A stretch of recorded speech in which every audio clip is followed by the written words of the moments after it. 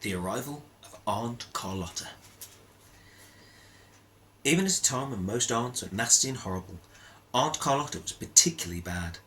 She was a tall, grey-clothed, thin woman, with white hair and a long, stern face and a very tiny mouth like a full stop. Everything about her, even her voice, seemed covered in frost. "Now," she said sternly, "it is important we must set some rules. The first rule is that you must wake up with the sunrise." Nicholas gasped. This was horrible. Finland was in summer. But the sun rises in the middle of the night. "The second rule is that you do not answer me back, ever. Especially about the first rule." Aunt Carlotta looked at Mika, who had just climbed up the table leg and was now scuttling across the table looking for crumbs. She seemed disgusted. "And the third rule," she said, "is no rats." "He's not a rat." But it was too late. She picked up Mika the mouse by his tail and carried the struggling creatures to the door, which she opened before throwing him outside.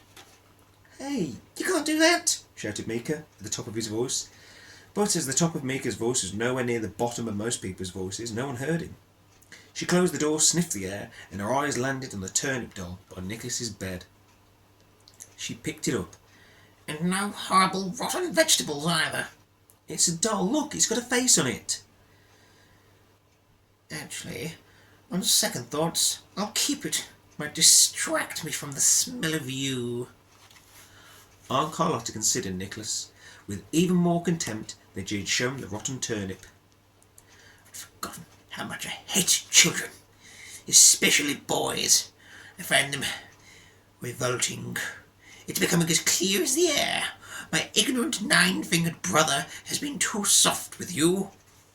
She looked around the small one-roomed cottage. "Do you know why I came?" she asked.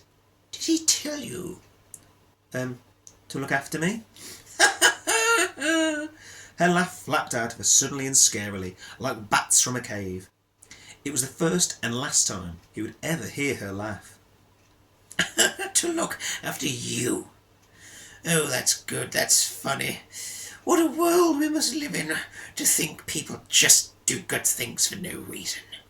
Do you really think I came here because I cared about you? No, I did not come here for a skinny, grubby, childish fool. I came here for the money." "The money?" "Yes. Your father's promised me 500 rubles on his return. That could buy me 5 cottages." "What would you need 5 cottages for?" "To make more money, and then more money." "Is money all that matters?" "Oh, spoken like a true grubby little pauper. Now where do you sleep?" There," said Nicholas, pointing first at his bed and then to the other end of the room. "And that's where Papa sleeps." Aunt Carlotta shook her head. "No." "I don't understand," said Nicholas. "I can't have you in here seeing me in my undergarments. And besides, I have a very bad back. I need both mattresses. You don't want it to get worse, do you?" "No, of course not," said Nicholas. "Good. So yes, you sleep outside." "Outside?" "Yes, outside. Fresh air is good for the soul. I never understand why children want to be indoors all the time these days. I know it's nearly the 19th century, but still. Go on, shoot! It's getting dark." So that night Nicholas lay on the grass outside his house. He'd taken his mother's old winter coat to sleep under and lay on the smoothest patch of grass he could find, between 2 tree stumps his father had chopped years ago. But there were always pebbles somewhere under his back. The wind blew. He watched Aunt Carlotta in the distance squat over a hole in the ground, hoisting up her petticoat to go to the toilet, and he hoped she'd fall in.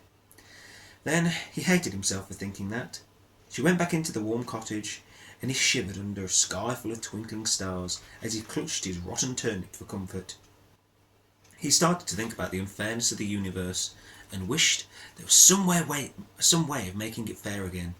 And as he thought, Mika crept over and joined him, crawling over his arm and resting on his chest. "I feel sorry for Aunt Carlotta," he said. "It can't feel nice to be that miserable, can it?" "I don't know," said Mika. Nicholas gazed up at the night. Even though he had nothing much to be happy about, he liked to have such sights to look at. A shooting star fell through the sky. "Did you see that, Mika?" It means we have to make a wish. So Nicholas wished for a way of replacing meanness with goodness. Do you believe in magic, Mika? I believe in cheese, if that counts, said Mika. There was no way of Nicholas knowing for sure if the mouse did or did not believe in magic, but, comforted by hope, Nicholas and his little rodent friend managed to fall slowly and gently asleep as the cold breeze kept blowing and whispering all the unknown secrets of the night.